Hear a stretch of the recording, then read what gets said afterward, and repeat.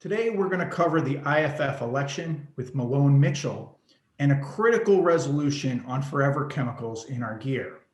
This resolution, if passed, will have an impact on the entire fire service. We will talk to one of the authors, Resolution 28, Toxic Chemicals in Our PPE, that will be heard at the IAFF convention in the coming days. We are also only a few days away from the IAFF election and convention, and this is far from the normal election season. In the past, we focused on past accomplishments and visions for the future. Only this is the first time in my lifetime that the very integrity of the IAFF is on the ballot. You see, the FBI and Department of Labor are investigating an alleged pension scheme at the IAFF. However, this is not the only alleged wrongdoing there's an inference of impropriety that has cast a dark shadow on this convention. The Yankee Institute reported based off the IAFF's LM2s that millions of dollars are being siphoned away from MDA in the form of contributions and donations back to union coffers. Our members believed these funds were going to research and treatment of dying adults and kids stricken with this dangerous and debilitating disease. Additionally, based off those same LM2s, it's been uncovered what I believe is a clear conflict of interest between the gear companies and the IAFF. It is firefighter health and safety that bonds all firefighters. If you do this job long enough, you're gonna get hurt. Death, and now we've learned sickness, is a card held in every firefighter's hand. Yes, firefighters will make their spouse a widow and their kids parentless for the community we serve. However, this is not blind dedication. We must work together to ensure that the IAFF is the watchdog for all members' health and safety. We commend Mahlon Mitchell, Secretary-Treasurer of Nantucket Firefighters, and the President of Fall River Firefighters, Jason Byrne, for leading the effort to keep us safe. Mahlon Mitchell will join us at the 1:30 mark. And right now I'm going to pass it over to PJ to introduce our great guest, Mahlon Mitchell. Go ahead. Thanks, Frank. I was a little unprepared today, so I didn't have Sean's bio, but I'd just like to say it's an honor for me to introduce him. You know, there are many of us and many firefighters and leaders across the country talking about the issues. You know, Google Hangouts, articles, blogs, classes. There are very few people who are actually stepping up and being courageous to actually make change. And Sean is one of those, along with Jason, who have put together this resolution that will be heard at the IAFF convention, Resolution 28. So Sean, I commend you for not just talking and actually putting pen to paper and creating action on behalf of all the members, or for all the members of the IAFF. And that will also trickle down to even our volunteer members. You know, if we do things and put actions in place that will benefit the IAFF members, we're also benefiting all members of the fire service, is what we like to have. So I'd like to turn it over to you, have you introduce yourself a little bit and tell us how this resolution came about, how you and Jason realized that enough is enough. It's time to stop talking and let's put action to this, all the way up to getting this resolution on the floor at the IAFF convention. All right, thank you, PJ. And thank you to Frank and Chief Halton also for allowing me to be on here today and explain this resolution a little bit. My name is Mahlon Mitchell. I'm the Secretary Treasurer of Nantucket Firefighters Local 2509. And along with Jason Burns, who is the President of Fall River Firefighters Local 1314, we have submitted a resolution that will be heard next week at the IAFF 55th convention. So if you go on the website right now, the IAFF convention website, it will be number 28. So it's Resolution 28. It is titled Toxic Chemicals in PPE. There's been a lot of talk about PFAS lately, as he said, and so that was really what spurred us to write this resolution. But this could and it should cover all toxic chemicals, because this PFAS situation has been going on for a very long time, 70 or 80 years in our country, and we still have it in our turnout gear. And so, you know, we need to put a stop to that, but we also need to make sure that this doesn't happen again with other chemicals. If we can get them to stop using PFAS, who knows what they're going to use instead. So this resolution does a few things. I welcome anybody to go on and read it on the IAFF website, but you can also find it, I think, on Fire Engineering. There'll be a link in which Jason and I sort of explain it in greater detail, and we've added some links so anybody can go on, and if they have any questions, I think that document will answer a lot of those questions. But essentially, this resolution will do a few things, and number one is to raise awareness of this issue, because there's still a lot of firefighters out there who don't know enough about PFAS. You know, they hear a little bit about chemicals in our gear, but they don't know why they're there. They don't know the history of it. They don't know all the deception behind it that's gone on for decades. And so we've sort of illustrated that in that document. So in addition to just raising awareness to help firefighters understand this better and to know how to handle their gear that contains these chemicals, and then push to change that both in the IAFF and the NFPA, we're also asking that the IAFF stop accepting money and sponsorships and advertisements from the textile, chemical, and PPE industries. Because although there are some good people in those industries, there's also a lot of bad people in those industries. And the further back you go, you know, so we wear the PPE, but prior to that, those fabrics come from textile companies. And prior to that, the chemicals come from the chemical companies like DuPont, 3M, WL Gore. All of those companies have a very clear history of deceiving the end user, loading up their products with chemicals, using fake science, junk science, to try to convince them that these chemicals are safe, and then not accepting any responsibility when people like firefighters or like the communities who are drinking this contaminated water from these chemicals, they don't accept any responsibility, they don't accept the liability, and they continue to push their false science. So we want the IAFF to separate from these industries. You know, we still have to be involved with them because we have to wear turnout gear, and we recommend everybody continue to wear their turnout gear. But we need to separate ourselves. And the IAFF exists to watch out for firefighters. And in order to watch out for firefighters, they need to make sure that we're not being unnecessarily exposed to toxic chemicals just by putting on our gear. We know that we're going to be exposed to toxic smoke, and there have been some changes regarding flame retardants, and there's still some work to be done there. But even if we don't go to a fire for a few shifts, we still are exposed to our turnout gear every time we go to work. And those chemicals are coming off of that gear, and we're absorbing it in our skin, we're breathing it in, and we're ingesting it. And we think, you know, there's some strong links between these chemicals and cancers and other illnesses that firefighters are facing. And we need to start to scrutinize these companies to make sure that they have our best interest in mind rather than their profits. Sean, now this isn't just, you didn't just come up with this as Secretary Treasurer of Nantucket Firefighters.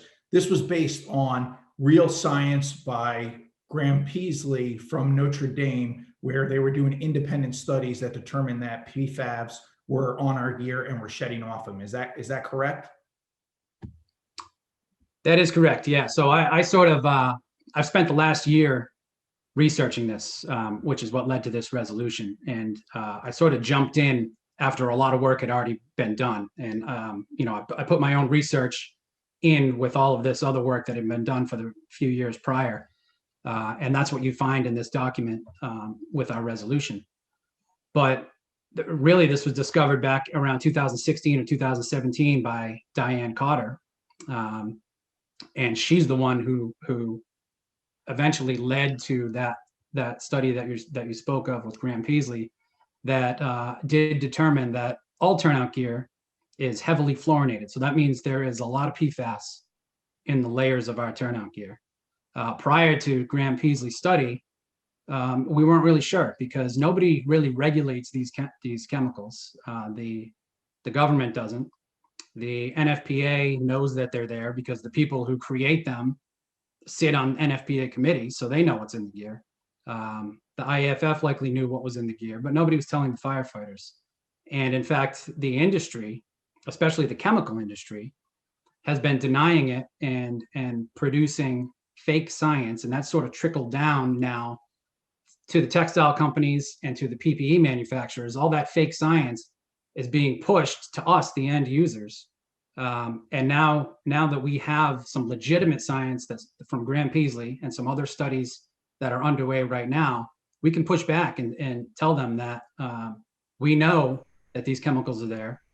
There are many, many independent and impartial scientists who know that these chemicals are making people sick. And this resolution, along with the work of many other people, will start to change that, we hope. Now, Sean, one of the issues that comes up is that the regulations are always behind technology, and that seems to be across all industries. And when science comes out about one form of these forever chemicals, it seems that the chemical companies change the chemical makeup of the actual chemicals. Can you speak a little bit to that? Because there's a lot of unknowns when dealing with these chemicals. Sure. So PFAS, PFAS stands for per and polyfluoroalkyl substances. Those were discovered, they're man-made chemicals discovered back in around World War II by 3M and then used by DuPont. Not long after that, DuPont and 3M discovered that these chemicals were harmful, and they were harming, they found that out through mice studies, but they also found out that they were harming their employees.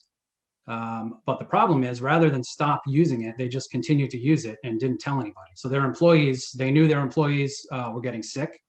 They knew that it was affecting female employees who were giving birth. There were birth defects from these chemicals, but they continue to use it. And even into the 1980s, DuPont, rather than discontinuing these chemicals, they found out that it would even permeate through protective gear. So they started to make their employees wear disposable gloves and disposable clothing because they didn't want them to take it home with them.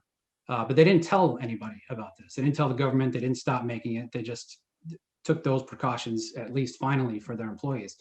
And then here we are 40 years later, and those chemicals are still in our gear. And the only reason, so PFAS, the most well-known are PFOA and PFOS.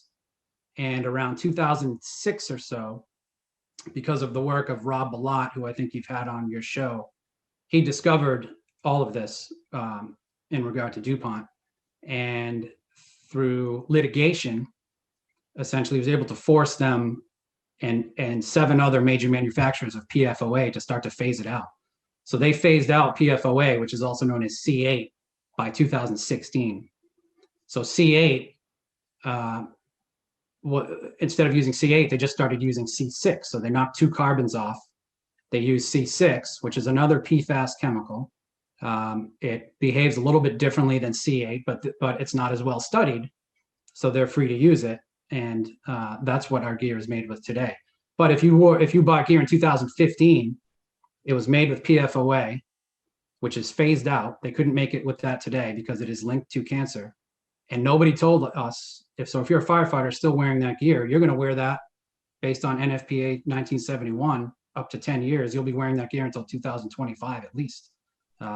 So yeah, when one chemical is proven to be harmful, they simply switch to another one. So that affects us in the fire service. It affects everybody worldwide who has these chemicals in their blood. And that's why we need to treat these chemicals as an entire class and stop moving from one to the next, because there's over 9,000 of these PFAS. So treat them as a class, get them out of our turnout gear for now, and then we'll work to start to replace all of that gear. No, Sean, and what you're saying, I agree with. As you know, I've been a voice, as well as Frank and Chief Halton, for this for a while. Let's just bring up a couple issues and a couple items for those that are watching. For those that are watching today that are unfamiliar with what's been going on, a good place for them to start is the movie Dark Waters, as well as the book wrote by Rob Balott, to get a further understanding and kind of some of the history that you're talking about. The other point I'd like to also mention as well, there have been some studies done and some great work from Graham Peasley and Rob Bilott. We do know that these forever chemicals do exist in our gear, but we still need more testing to find out how and if it's actually getting into our bloodstream. As of this point, the history shows that it is getting in there from our gear, but we don't have that solid testing as of yet. And I look forward to seeing your resolution go forward, but I also look forward to seeing the science community take on additional testing to see how it's actually impacting us. But there are a lot of ways and things we should be doing today to limit our risk or to reduce our risk on not handling our gear, not wearing it for the meal, keeping it in a closed container if it's in your personal vehicle, and I'm not talking clean cab, but not keeping it in the cab next to you if you're not needing to wear it to go to a run. So there are some things, and I would urge our listeners or the watchers today to go back into the archives and look at some of the stuff that we've talked about in the past on mitigation factors, things that we can do today. We're not going to get rid of PFAS today. It's still going to be in our turnout gear, but there are things that all of our firefighters across the country should be doing to begin to reduce that risk that they have. So again, I commend you on bringing this information forward in the form of a resolution, and I look forward to seeing how the IAFF addresses it and goes forward. I'd like to give Chief Halton a chance to jump in on this because I know this is a topic that's very dear to him, and we always appreciate his input regardless of what the topic is. Chief? Yeah, and I wanted to say thank you to Sean. I dabble in so many things in our industry, but Sean, you've taken a deep dive, and that's, we need flag bearers like you and like Mahlon, who's going to be on with us next, who want to take that deep dive and do the hard work. And I'm great friends with Graham, and I'm so blessed to be associated with him. And Rob Bilott has been very good to me. And obviously, it's no secret, I'm a cancer survivor, and I'm currently going through cancer treatments. And it's not a casual thing. And if you've never been sick, it's hard to describe what it's like. And if you've been sick, it's different for all of us, but it's terrifying, quite frankly. And so, anything we can do to mitigate exposures, right? And I'm not a Snidely Whiplash guy, and I think that there's always, there's bad actors everywhere in the world. And so I'm never going to get into that level, but I am going to get into the level about, well, what real safe alternatives are out there that, and as Sean just put it so eloquently earlier, some misinformation was passed along to textile people who then passed it along to producers of the actual gear, because the men and women who are making our gear don't make the textiles, and the textiles people get stuff from all over the place. So it's a fascinatingly, wickedly complex problem. And so my hat's off to Sean.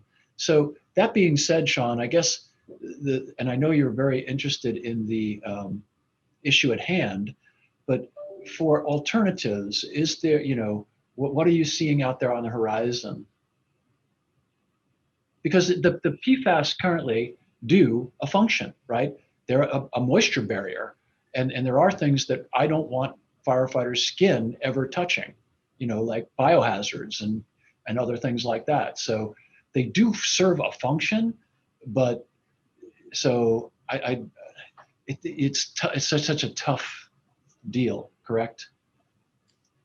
Yeah, so they do serve a function, but those functions I think were served before they started using PFAS as well. So. No, exactly. And so I think we need to promote those alternatives, to whatever we were doing in the past.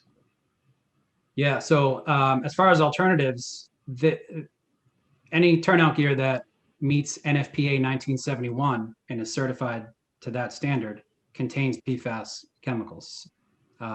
We don't have a choice right now. So there are alternatives, especially for the outer shell. There's at least one company that we believe has passed NFPA certification and will soon be available. So you could get turnout gear, hopefully in 2021, with an outer shell that does not contain PFAS. the moisture guard. What does it contain? I guess that's my question. What would you call the material that they're using that it does contain that provides that same level of protection? Well, I think that goes to what I said earlier, is that why we did not name our resolution PFAS in PPE. It's toxic chemicals in PPE, because that's what we need to know. What are they? They've already done this once. When they stopped using C8, they used C6, which is called a regrettable substitution in the world of science. So now if they're not going to use C6 or any PFAS, what are they using instead as a durable water repellent? I don't know. And they don't have to tell me. So what we're trying to do is get the IAFF to lead and take charge and find out what they're using, and then find out from the NFPA if there's something else that they can use. And because right now these chemicals are they're innocent until proven guilty, and so we don't know if they're harmful to us until we wear it for decades and people get sick, and then it's linked to it. We would like to know if it's harmful before they put it in our turnout gear and expose us to it every day. So to put it in truck terms, for somebody who used to work on a truck, we just want the IAFF to be the watchdog that it's supposed to be, so that everybody says the IAFF is looking out 100% for firefighter safety, and that is their only interest, to make sure that we're safe. Well, and I'll just add one other thing to that. And God bless the IAFF, and you know, I'm a member in good standing. I left a member in good standing, but I'm a safety third guy like Mike Rowe, right? If you're going to rely on other people to keep you safe, good luck with that. Every firefighter should be interested in every aspect of their safety, including their gear. And every firefighter should be an advocate for gear that is the best gear possible, that's non-toxic and non-threatening, period. And then the IAFF should obviously will support that, but you know, and I get where you're coming from, Frank, but I don't want our listeners, I don't want the folks who I talk to every day to think that I'm putting anybody's safety in anybody else's hands. The buck stops with every single one of us. You got to be like Sean. You've got to be like everybody on this call. You've got to be vocal. You got to be interested. You got to be paying attention. So I just wanted to get that out. I'm sorry. Bobby, I cannot agree with you more. And the IAFF is made up of guys and girls just like Sean, who's taken a leadership role in saying, hey, let's just look at this in a different light and change what we're doing. So that's why I really commend him. And I think the IAFF is made up of the members. And that's kind of where I think the change needs to be, is the membership needs to take a larger role. And I really applaud the political courage of individuals like Sean and Jason Burns for stepping up, because this isn't an easy subject. I mean, I'm sure it's not comfortable coming on this show asking questions from Bobby Halton. I mean, it's just that it's not a thing that you have every day. So Sean, I really applaud you for putting yourself out there and taking a leadership role in this issue. Yeah, it's about as risky as asking your grandfather if he has a Werther's in his pocket, because I do. That's you know, Sean, and one thing, and some of the courage is very evident in the documentation that you've put together. You know, as an IAFF member, as an IAFF local officer, you've brought some things to light. You know, when you discuss in the resolution how the IAFF should not be taking dollars or sponsorships from companies that are being sued by IAFF members. That's not something that I realized was even occurring. So to step out and step up like you have, and I would encourage everybody listening today to go to Fire Engineering, go to the link for today's show, and you can look at the resolution. You can look at the 1 or 2 page document that Sean and Jason put together to further educate us. So even though this is a really short, condensed show, we just wanted to bring this to light today and point all of our followers to the right direction, to look at what Sean and Jason are proposing, and to contact their affiliates if they believe in this and they believe in the resolution should be passed, to contact their affiliates, contact their local officers and their state election officers to really look at Resolution 28 in hopes that it gets passed in its entirety. Sean, in closing, what is the process now with the resolution for the convention? Well, this is personally my first time doing one of these, but as far as I know, the convention begins on Monday, the 25th of January, and will run until Thursday. So at some point during the convention, the resolutions will be heard on the floor. And when ours is heard, I think we'll have a chance, Jason and I, to speak to it. And then the body will be able to ask questions and propose amendments that will then be voted on. And hopefully in the end, this passes. So I think we'll find out next week. Sean, I can't thank you enough. Bobby, do you have any closing words for Sean before we move into our next segment? And Sean, you are welcome to stay on for the remainder of the show. We would be honored to have you. Bobby? Yeah, we sure would. And I just want to say thank you because Sean has helped me. He does the research for me and points me in the right direction, much like our guest that just came back with us. And you know, I said earlier, and Mahlon can back me up on this, that none of us can know everything about everything. So it's really great when folks like Sean and Mahlon come on who do this all the time, who can help those of us who don't understand all the ins and outs of it to understand it better. So Sean, thank you for that. And thank you for what you do. And welcome, my friend. It's so good to see your face. You as well. You know what I like about Sean the most? He's my brother from another mother. His last name, he's a Mitchell. So he's got to be a good dude, right? It's all about unity. It's a great day. That is so funny. That's so funny. That's so funny. That's good. That's good. Mahlon, I want to welcome you on the show, and we really appreciate you coming on to fire engineering. We think it's so important to have these conversations in all different groups out there so that the members are getting the best information right from the members. You're coming on the show today with the wind at your back, with getting an endorsement by the Chicago firefighters, which is no small feat, and that should be recognized alone. You know, in any election, we're going to have sides that disagree, but we all can't be disagreeable, and we all got to realize it's all about firefighter safety and about moving the job forward. As firefighters and paramedics, we respond to those on the worst days of their lives. And when they're at their worst, we have to be at our best. And to be at our best, we have to have our house in order. I'm running for president of the IAFF because we have to be united.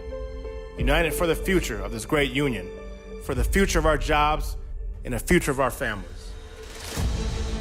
It takes a lot to do this job. Grit, sweat, sacrifice, belief in the future. And there's never been a time when firefighters have been needed more. And one firefighter has always answered the call to leadership, Mahlon Mitchell. We have over 62,000 people here.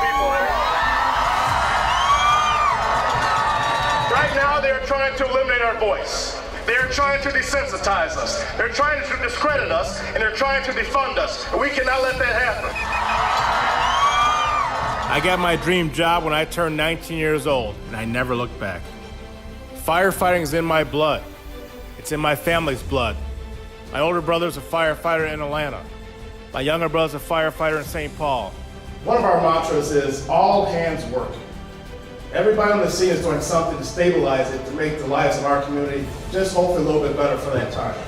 The future of the IAFF is here. It's time for us to stand up, rise up, and be united.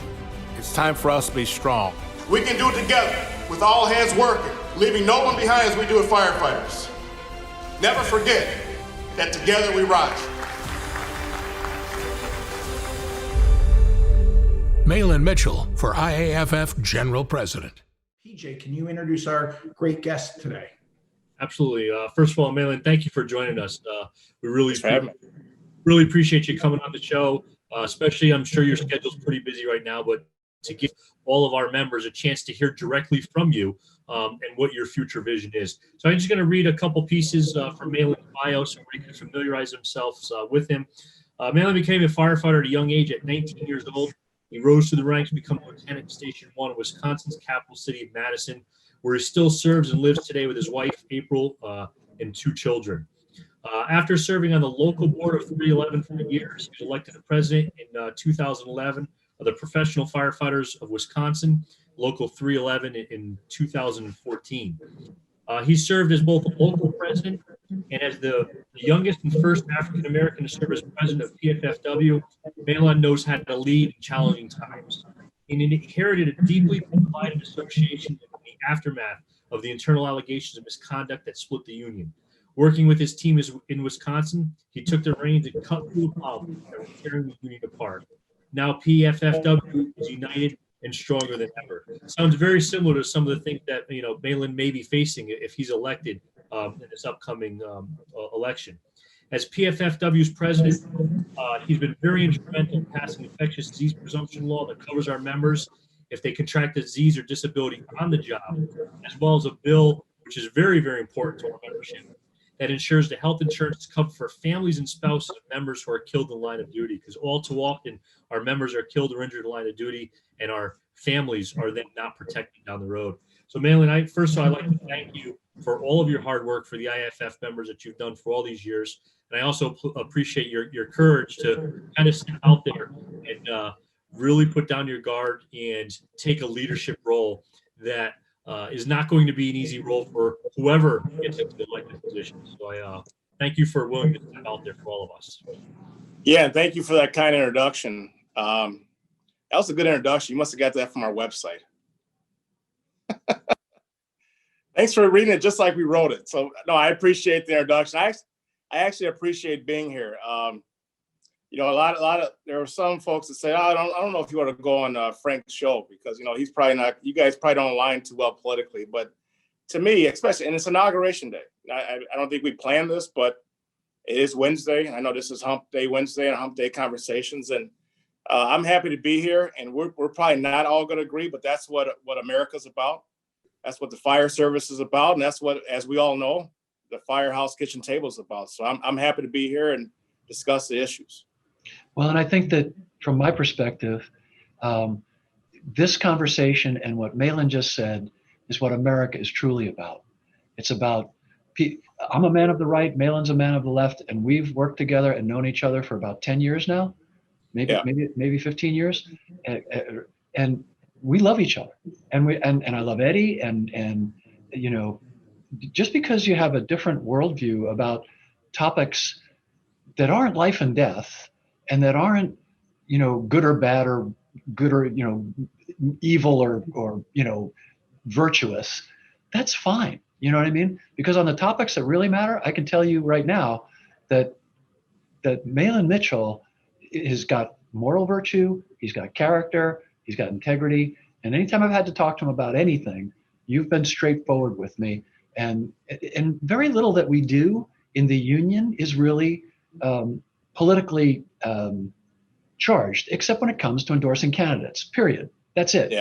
The rest of it is about firefighter health and safety and welfare. And on that, you couldn't put a piece of paper between our opinions because we're all aligned on the health and welfare and survival of the American firefighter. So I've got two questions that I've asked every candidate, and then I've got one that just came up to me recently that I think we need to speak about. And I just wanted to get your thoughts on them. One is that I've been working with Sherrod Brown for, I believe it's going on 7.5, 8 years. And he's a congressperson from the state of Ohio. And as you know, the windfall elimination provision was a law that was enacted years ago that's highly unjust to pension holding people, law enforcement, fire, who pay in contribution and who many of our pensions are very, very small and they're really not federally supported. Other unions that are very similar to ours, like the railroad people, they were excluded. So consequently, if you pay in to Social Security in our current system, but your fire dues don't, you get hit with a large penalty in your Social Security, which a lot of firefighters are unaware of. And Sherrod Brown has been kind enough. He's been working for 7 years. He's had this bill, and it's been stalled in committee, and just he hasn't been able to get folks to really help him. And the fear has always been that those of us that don't have our jobs that don't pay Social Security will be feel encumbered to do so, and it'll cost our members Social Security money. So I get that as a legitimate concern. But the other side of that equation are the men and women who, because our job generally doesn't pay big money. All of us were, carpenters. I worked on cars. We all had side gigs, if you will, to supplement being a firefighter, because it doesn't pay a lot. It pays a lot better than it did, but it doesn't. We're not making what bankers make. So, Mahlon, I was just wondering if you were, I know you're aware of Sherrod Brown's bill. Do you support what he's doing there, and what do you think? Well, you're exactly right. And not only do I support it, we've actually lobbied on it. I'm trying to think how far back, but the windfall elimination provision we've talked about at many lengths here in Wisconsin.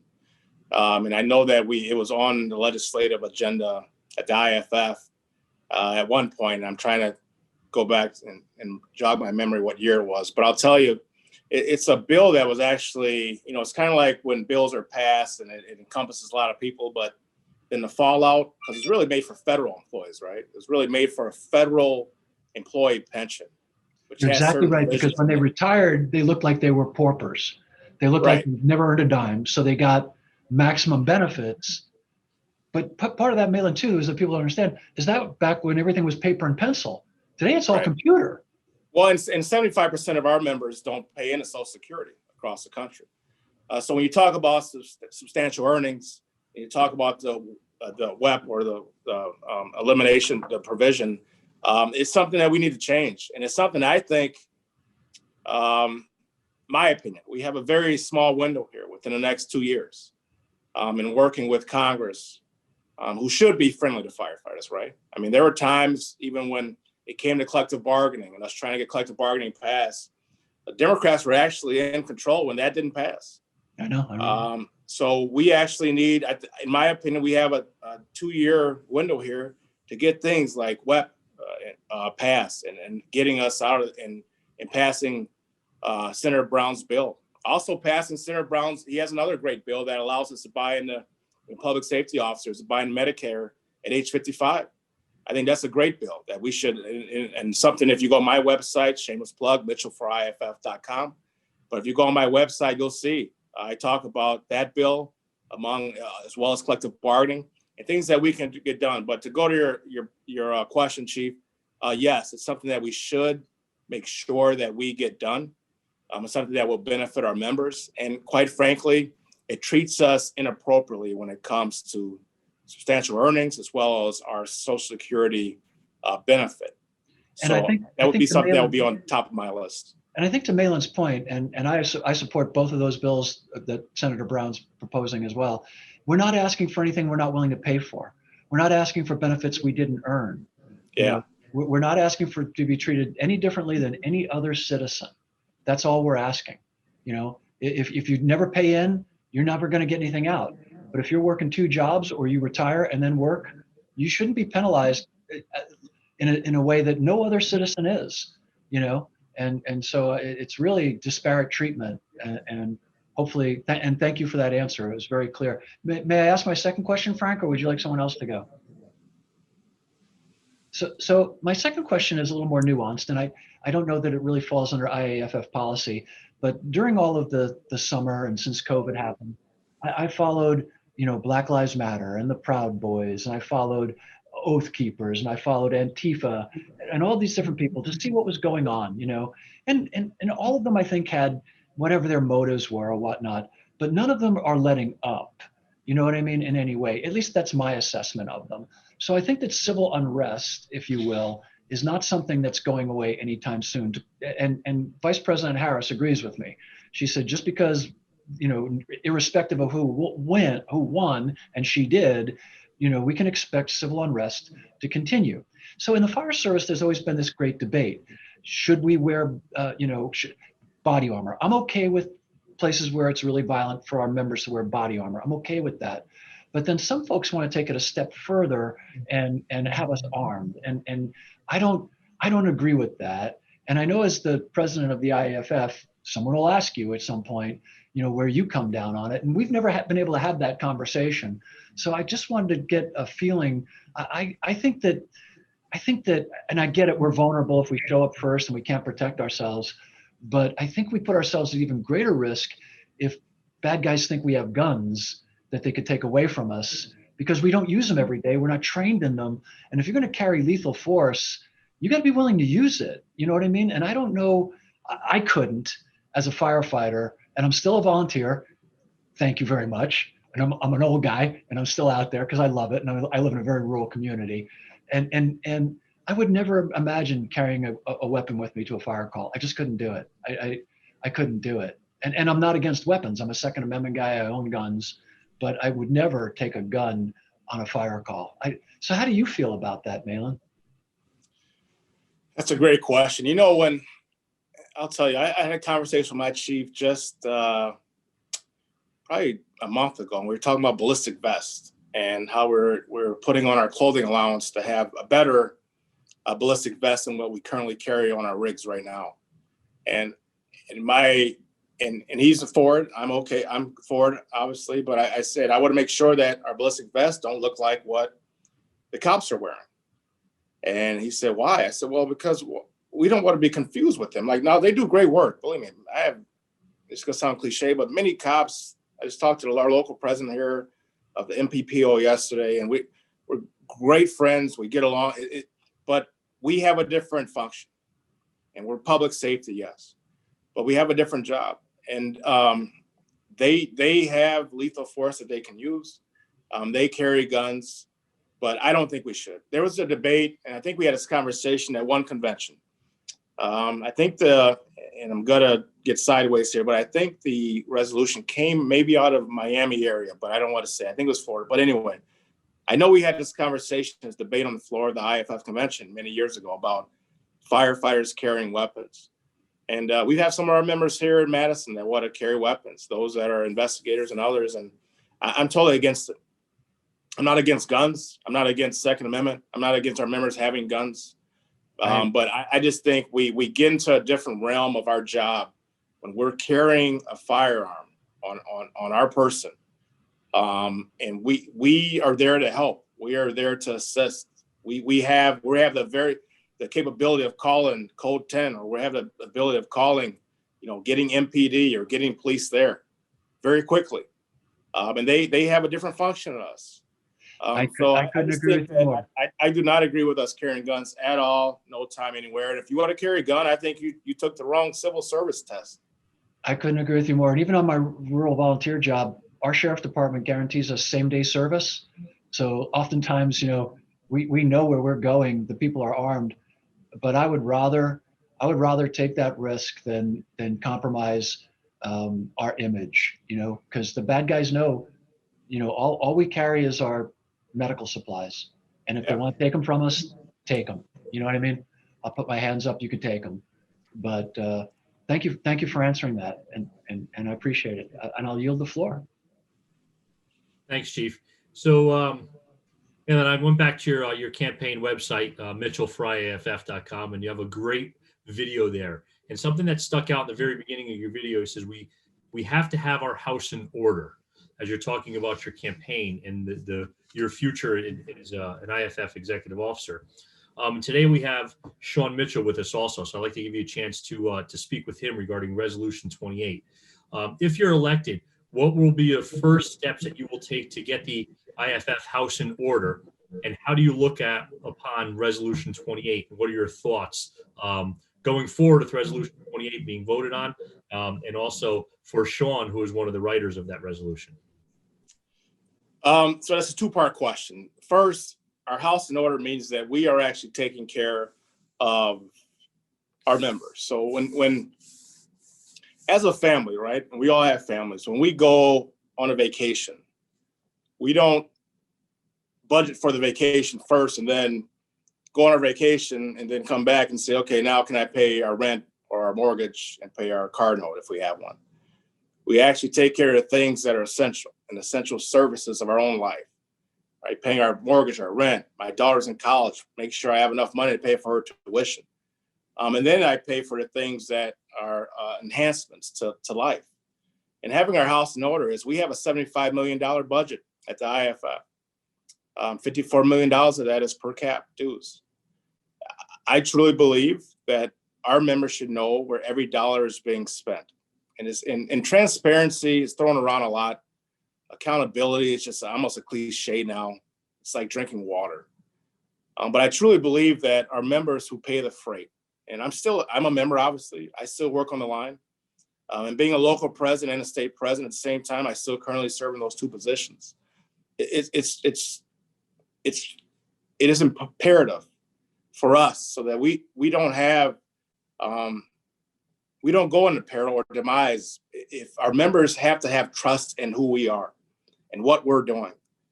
And it's very easy for anyone to claim misconduct, or it's very easy for someone to say that things aren't being worked right. But we have to be able to organize our members, and we do that by, in my opinion, by letting our members and having an open book to what we're spending money on, because it's their money, right? The union is based upon our members. Without our members, without our local, without our members that are back, and the men and women that are on the street right now as we're on this Zoom or this Facebook Live or this call, we don't have a union. We don't have DC or headquarters.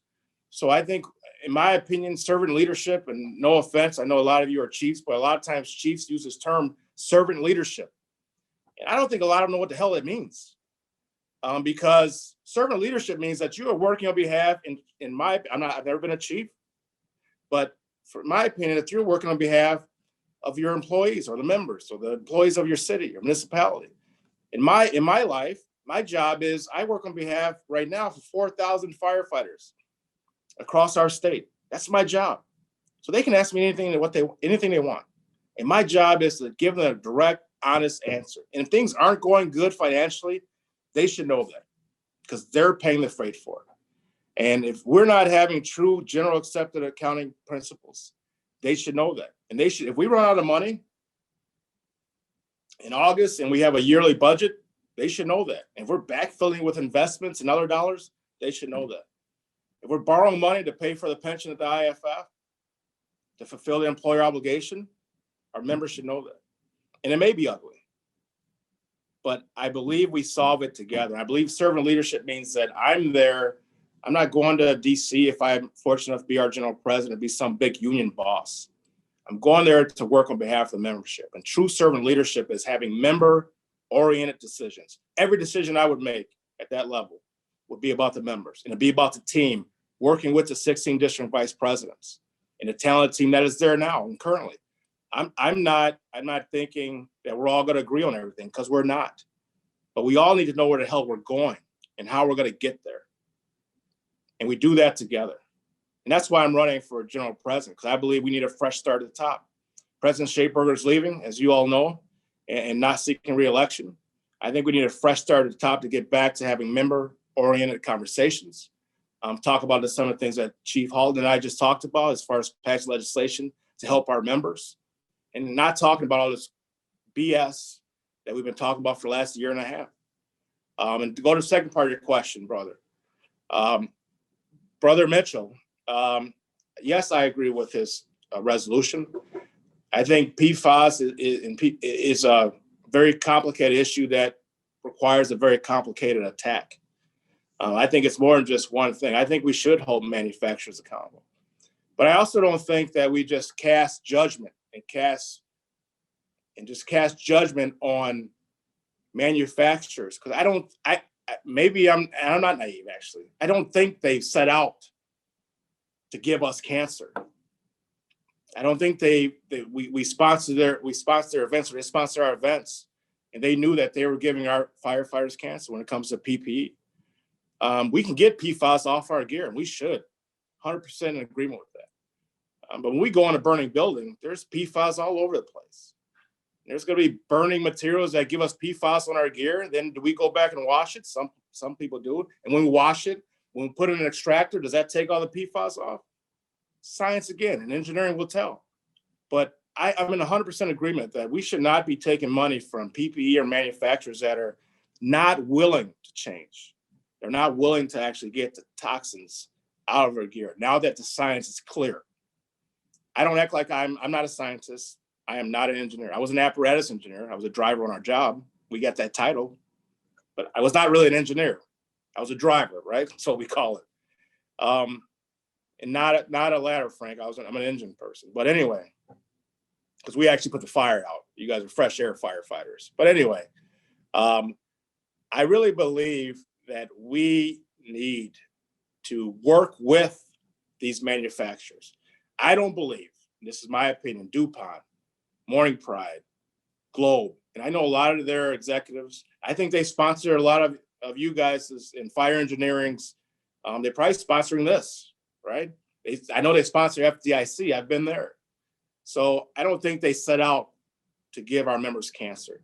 I think now that the science is clear and the engineers know what's going on, then we need to work with them to make sure that it's not in our gear, whether it be the outer shell, inner shell, whatever it is, that it's not in our gear, but also making sure we do everything we can to make sure our members don't get cancer. So I'm not just here to just say, okay, well, hold them accountable and that's it. How about we work together to figure out the problem, the issue, and then we solve it together as a fire service community.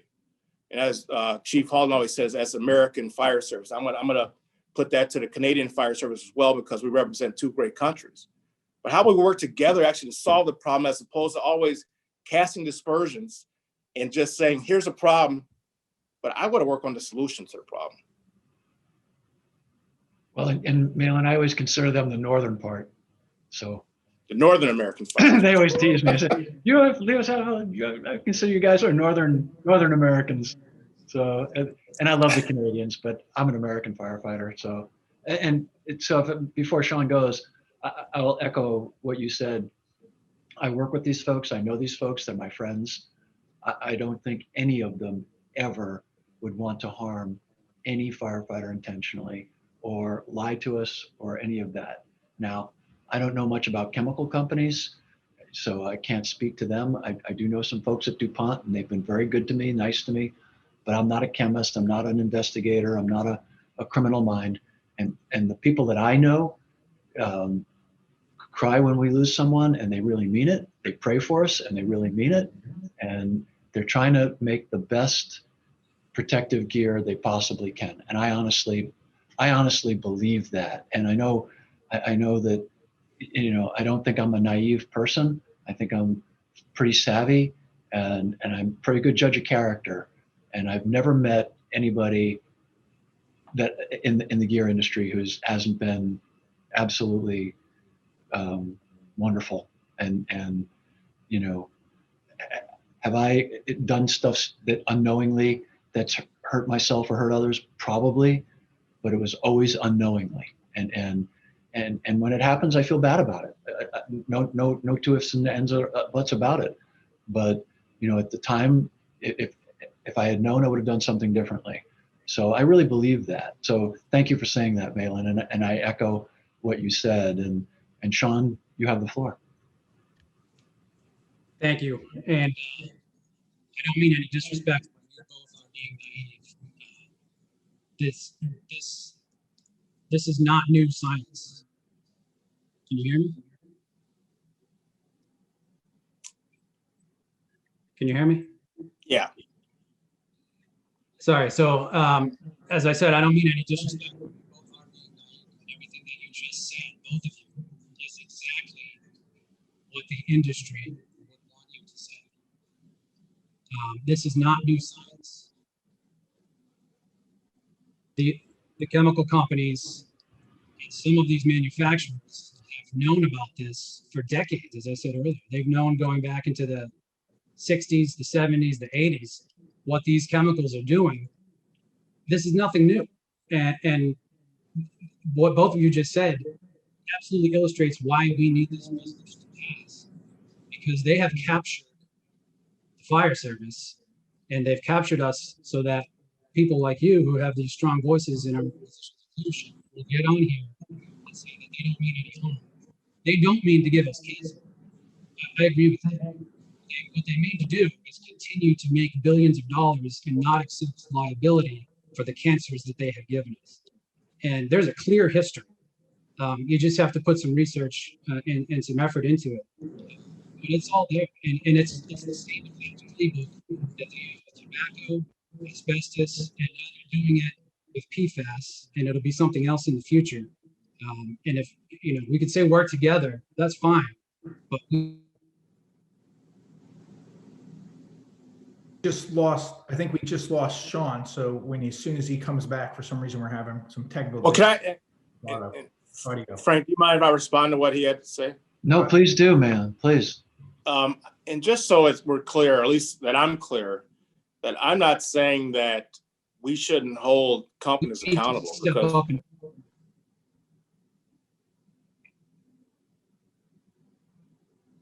Go ahead. Okay, because I think, I mean, what he's saying has a lot of merit. And you think about Philip Morris and when we were all watching that, Senate, and I was a kid when that happened, but we're watching that Senate hearing and we talked about Philip Morris and other things.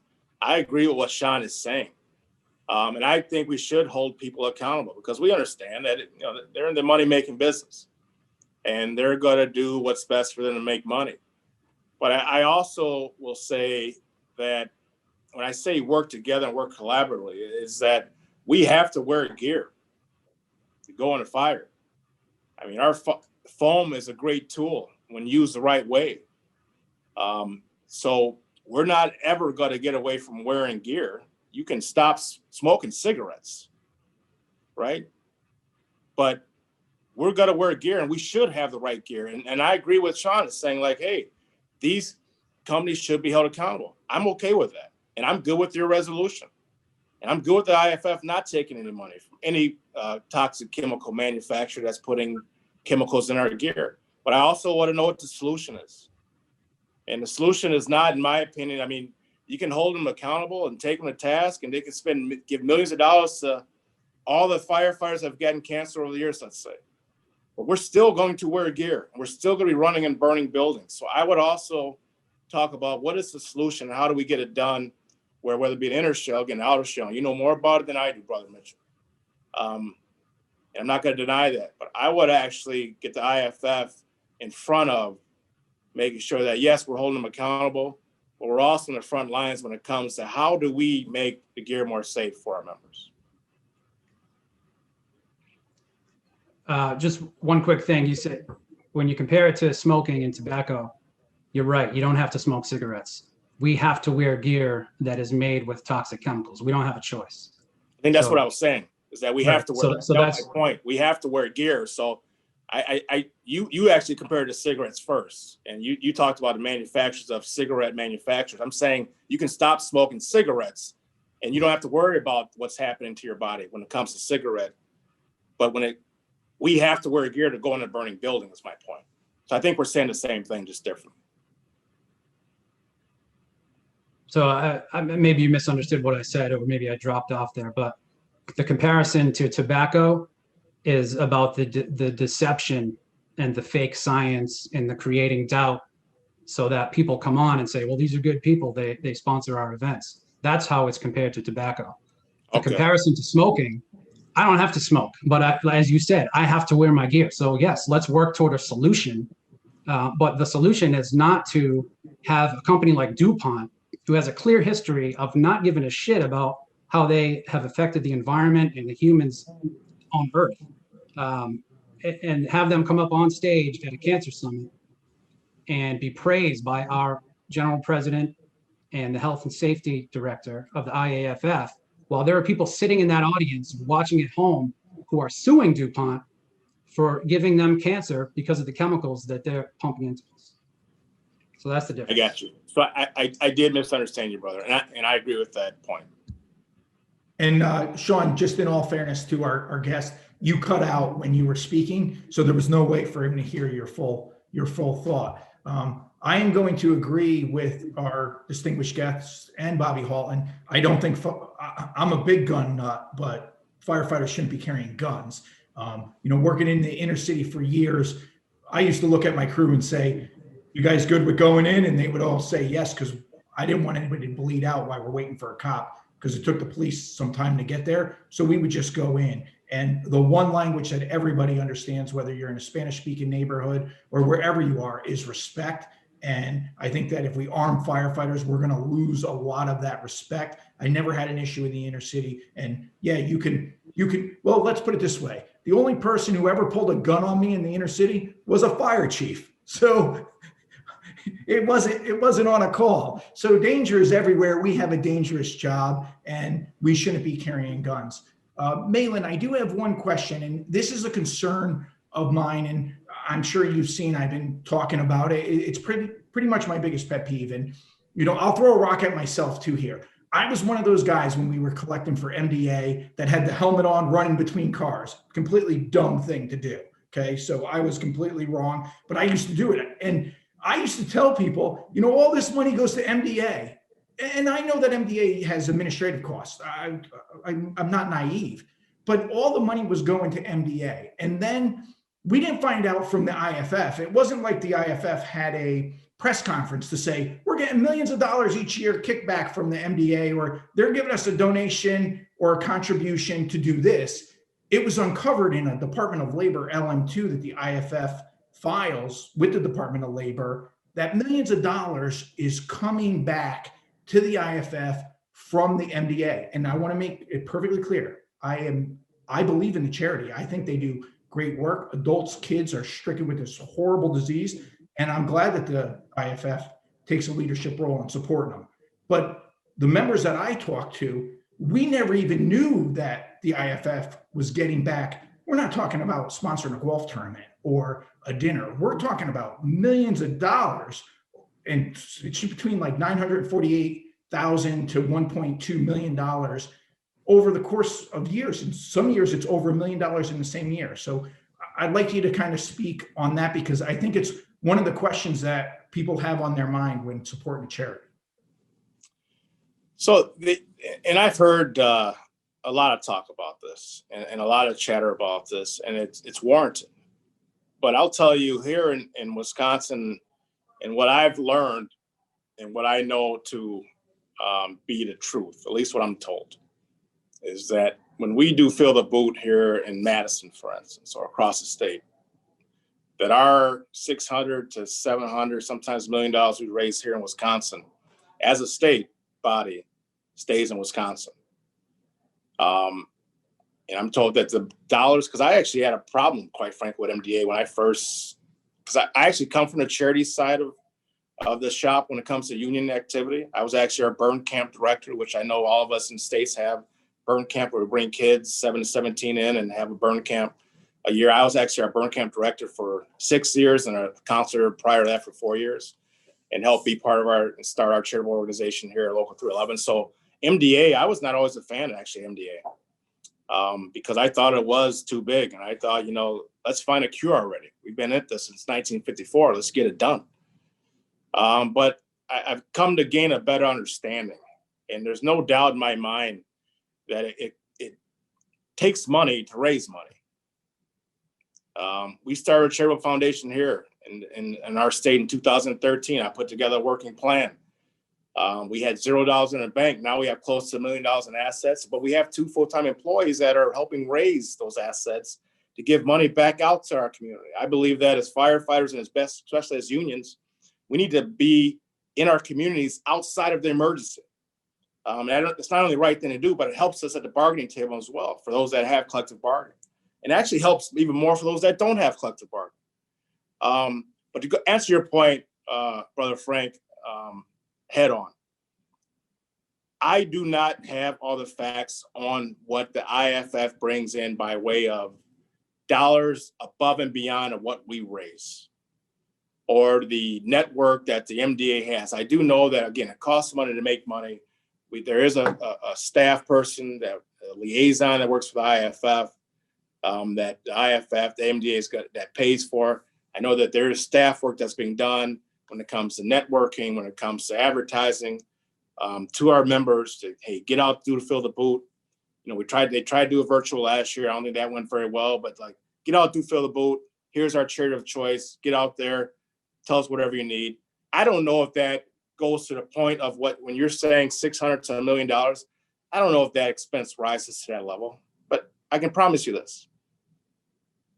I will not be okay with us taking more dollars from the MDA than that's required for us to do our work on behalf of the MDA. That's what I can promise you from me, Mahlon Mitchell. I can't speak to everything that's happened. I can't speak to even the dollar amount. I've heard $1.3 million.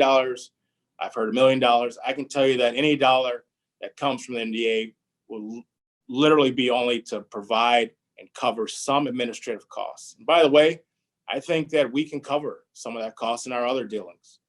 I believe that every dollar that is raised from our brothers and sisters doing Feel the Boot on the street should stay locally, and every dollar that's raised should stay to help cure the muscular dystrophy issues that the MDA looks at and that they're dealing with, 100%.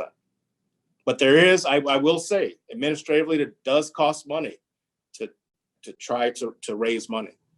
But does it rise to the level of what the IAFF's getting? I'm not going to sit here and act like I know, but I'll tell you, if it doesn't, if I'm your general president, that will be stopped. I think your answer is completely fair. And I really do like your point about keeping it local, because it does help the union. One of the things that I did is when I was president, we moved away from MDA at the end, and we started giving the sickle cell locally in the community, because we knew where the dollars were going. We could track it and we could see the benefit in the community. PJ, do you have a question? I don't have a specific question, just I'm following the chat, and there's a lot of Mahlon, a lot of positive comments on followers agreeing with what you're saying and agreeing with your transparency and honesty. And personally, from right up front, when you said that we're going to agree to disagree on some stuff, I respect that a lot. And the way you're answering the questions, I really do respect and value your opinion. So thank you. But I know Chief Halton had something he'd like to speak to you about regarding presumptive legislation. Well, it's like, real quick, going to your point, Frank, and Brother Norwood, is that we didn't do on the street here in Madison for a while because we couldn't by way of our city ordinance. So we did Coach for Kids, and we saw the direct benefit for that. I'm a big fan of MDA now, don't get me wrong, but there's a lot of charities out there we give money to. So I don't want to belabor the point about arguing about who's getting what, but let's just do what's right for our community and see our community outside of the emergency. Whatever charity that is that you want to do as a local, that's why we have local autonomy.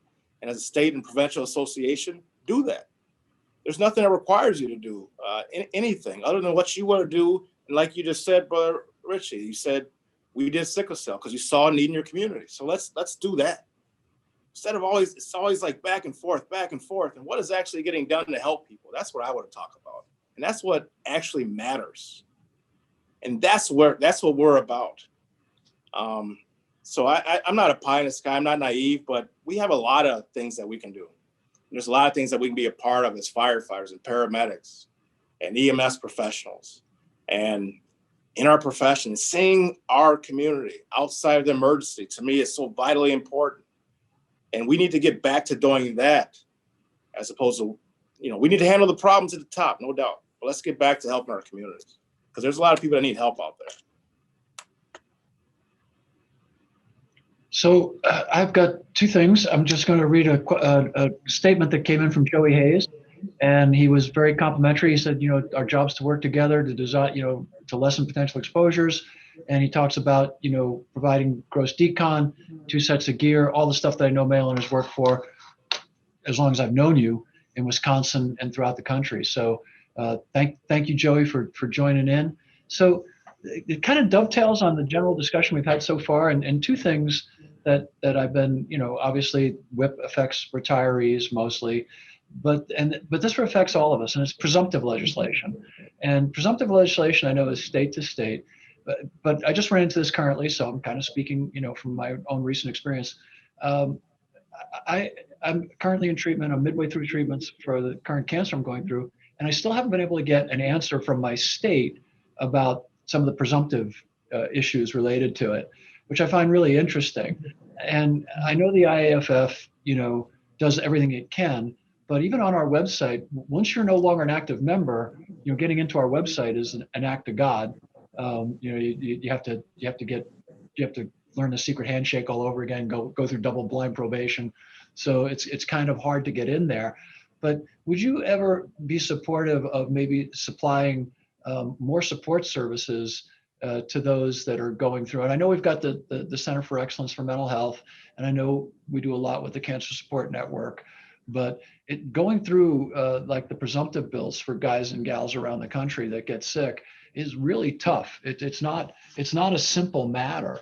And so I think what a lot of the, and I'm not accusing anybody of anything, but I think what happens to a lot of us is you just end up getting so frustrated at the end, and it'll bankrupt you. I mean, quite frankly, getting sick will bankrupt you.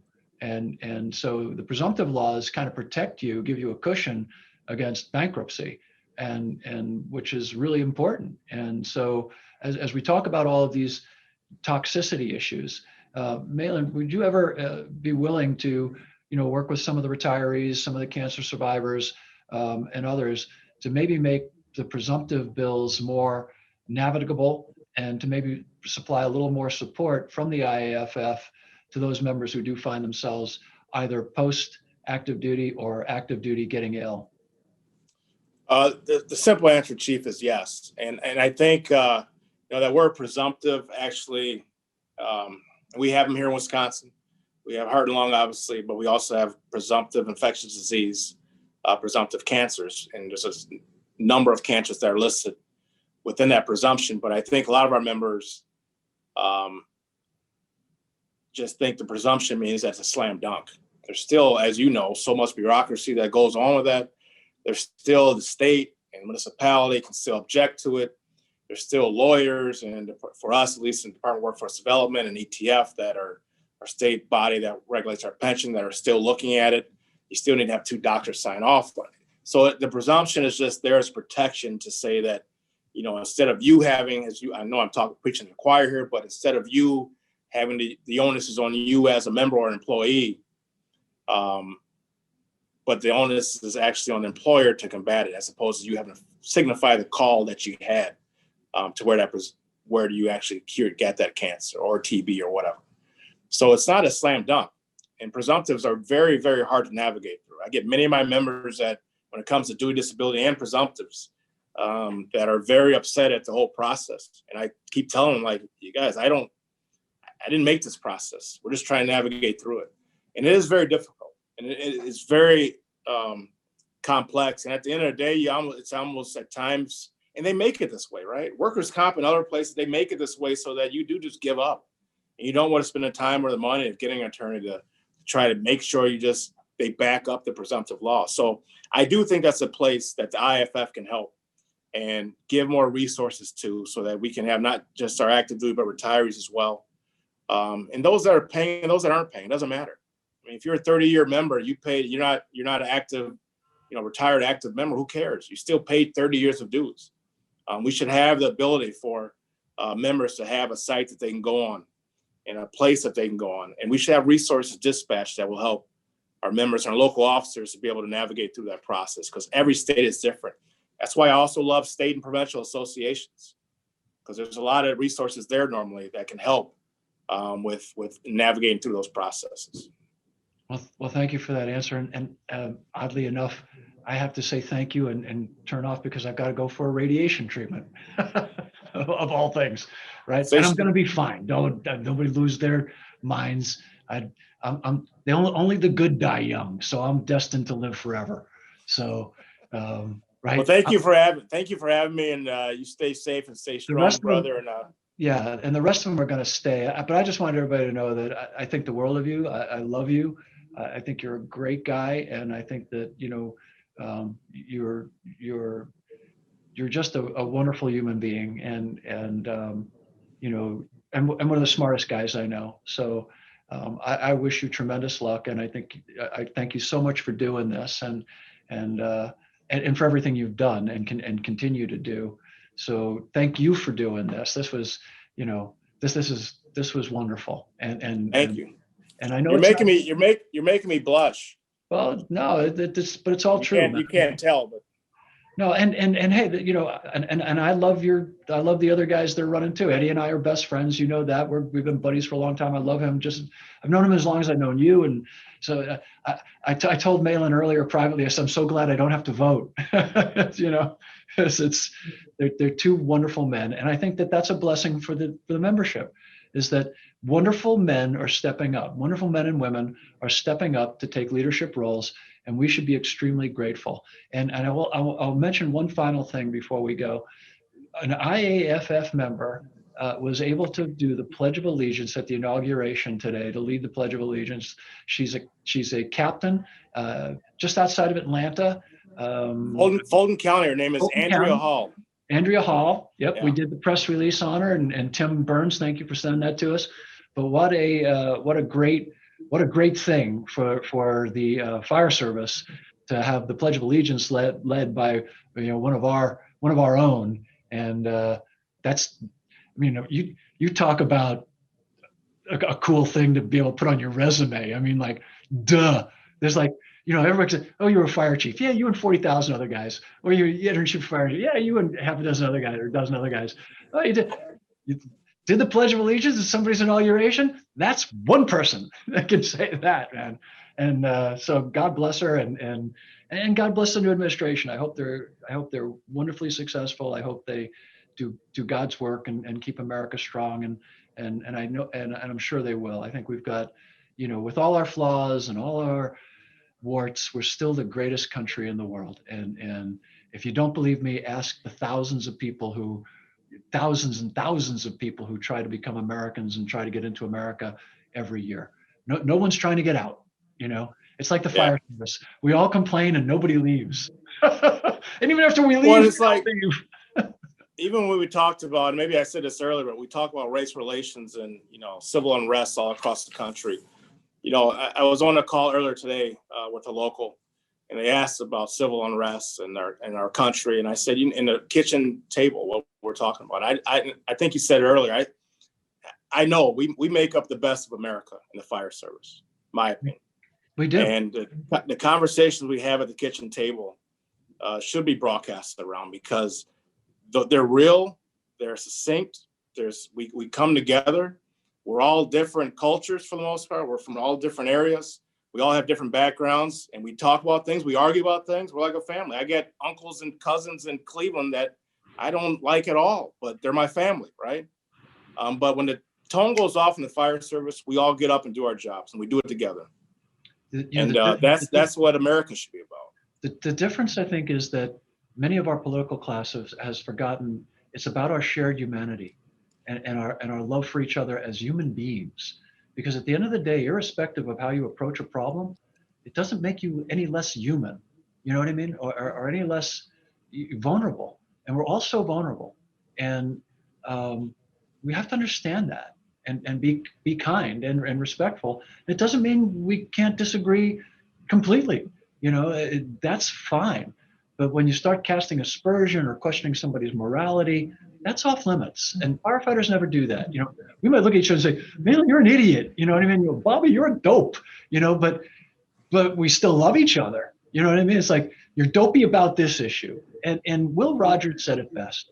He said two things. He said, we're all ignorant, just different subjects. And he also said that he never met a man he didn't like. And I can honestly say, and I think everybody on this call can say, I've never met a fellow firefighter I didn't love. I might disagree with them. I might not like something they did, but if you ask me if I love them, yeah, I love them, because they're willing to march into hell for a heavenly cause, just like the song Don Quixote, right? An impossible dream. And Man de la Mancha. Man de la Mancha, yeah. And I think there's a lot of that in all of us. We're tilting at windmills, and we always will. And I think that's huge. And so thank you, my friend, for being on with us. I apologize, guys. Please keep going. There's no hard close on this. As long as Mahlon and Sean can visit, you guys please keep going. But I want to say thank you to everybody. And please, nobody call me or send me any text messages. I'm not dying. I'm not happy. I'm not healthy, but I'm not dying. And I'll be fine. So don't anybody lose their head over it. I'm not.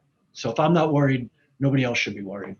So I love you all. You're gonna get tons of calls and tons of text messages right now. I know, and that's why.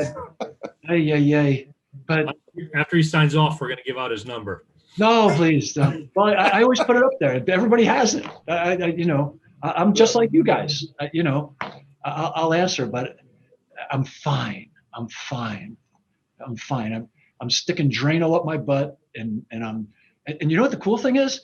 You guys have to plug in your phones at night. I got so much radiation in me. I just put this thing in my pocket and I'm good to go. So Oh, I'll see you guys later. good health to you, Chief. Love you guys. Mahlon, we really thank you for coming on today. It does, it is an uncomfortable situation to come on because you don't know what's going to be thrown at you. And the fact is, of course, you handled it with grace. So I encourage anybody. I think back when I was coming up through the IAFF, the slogan was always on the front line. And I really believe that. I actually got fired for union activity, being on the health and safety committee when my wife was pregnant at the time. And I just moved my family back from DC into Connecticut. So I know what it's like to fight those battles. And what I learned is that slogan of always being on the front line. Sometimes it kind of, always on the front line unless somebody's shooting at us. So a lot of candidates didn't have the courage to come on to this show, and we treat everybody fair. So I give you a lot of credit. I give you a lot of personal credit, and I think the members appreciate that. So my last question is a softball, and then you can give us the closing. So Frank, was that an endorsement? Are you endorsing me then right now? Right now, I'm not endorsing anybody. I'm just trying to be bipartisan. I work for a bipartisan think tank now, so I'm not being political. I just want what's best for the individual union members. And I worked my whole life as a union rep for 16 years, putting the members first, and that's what I'd like to see at the IAFF. So yes, sir. It's pretty simple. One thing I did notice on your website that I really liked, and I come as a city union president, but your website spoke to the unions that are smaller than 100. And I thought that was good because I don't really hear enough about that. It seems like everybody just wants the smaller unions money to do this conference and that conference, and they're struggling. And I always found it ironic. I got paid very well as a union president. I had no complaints about my salary. But my brother was a union president in a town that had only, I think, 30 firefighters. And he didn't get paid to be union president, and yet he had all the same headaches that I had as a union president. And I always thought that was unfair. So when I looked at your website today and I saw that you were offering some training and you wanted to speak to those locals, I want to give you the last word and just kind of answer where you're going with the smaller locals, because I think they do need some support besides people always going in their pocket. Yeah, and 100%. Majority of our locals, so we have 62 locals here in Wisconsin. Majority of our locals are 95%, I think 94.7%, but 95% of our locals are 100 and under in size.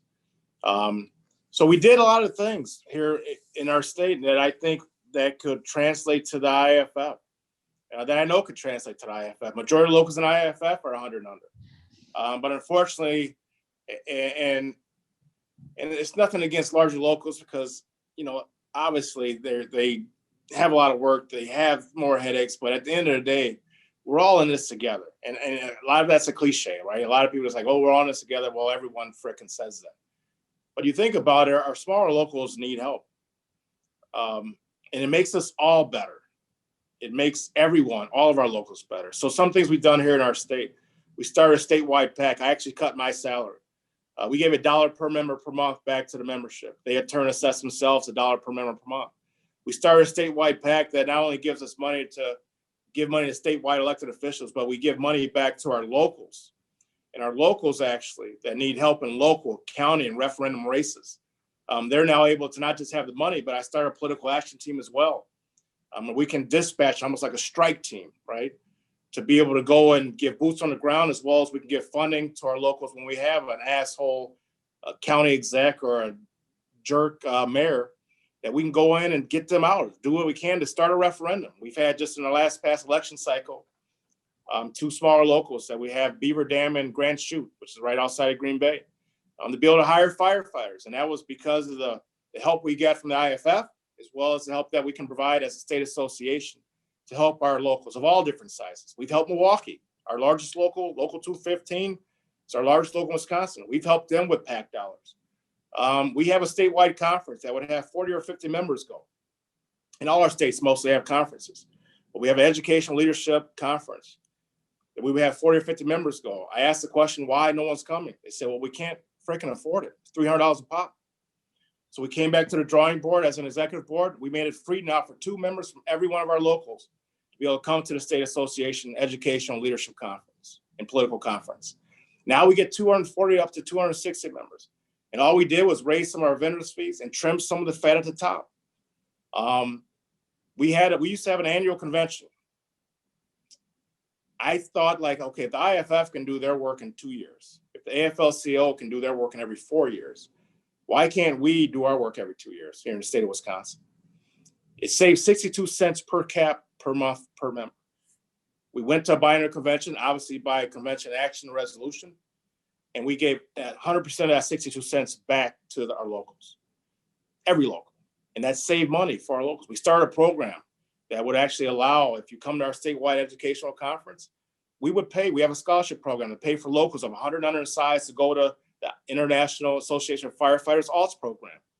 And we've never turned anybody down yet because, these things aren't cheap. They're $2,000 a pop. And these aren't cheap hotels. So you're paying for registration, hotel fees, and flight from the Midwest. It's $2,000 a pop. I don't care if you go to Phoenix or if you're going to California or Florida. So we started a scholarship program where we actually, the state association helps our smaller locals to be able to get the education they need to go back home and help their members, which is our job, our main focus, advancing the interests of firefighters through legislation and our programs and services. So it's imperative that we help every local. But our smaller locals are needing help right now, and we got to answer that call. And I'm going to do that. If I'm your general president, brothers, I'm going to do that, and I'm going to do it for every local.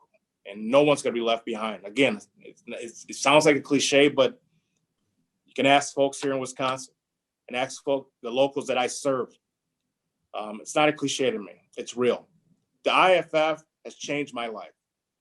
I have 2 brothers in the fire service. My older brother's down in Atlanta, Georgia. My younger brother's up in St. Paul, Minnesota. The IAFF has changed the trajectory of my life and my kids' life. And my name and our name as Mitchells, not Sean Mitchell, but Mahlon Mitchells for the future. And that's real to me. That's serious. The IAFF has changed my life, and I want to help in making sure it changes other members' lives out there in the field. Very well said. We want to thank you for coming on. We are going to post at the bottom of this the link to your campaign video, as we've done for all the candidates.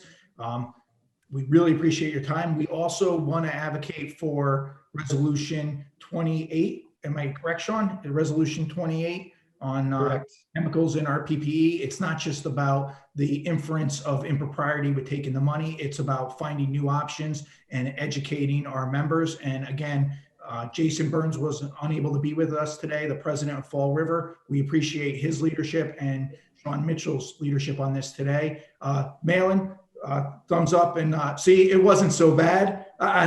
Frank's not the big bad wolf. I don't know. I don't understand that, but that's what they like to say. But if you're not catching black, you're not over the target. So I wish you luck in your endeavors. And PJ, congratulations on your retirement. And everybody, this was a great Google Hangout today, or Hangout if someone else is sponsoring it. I apologize. And have a great day and be safe. Thank you all for having me.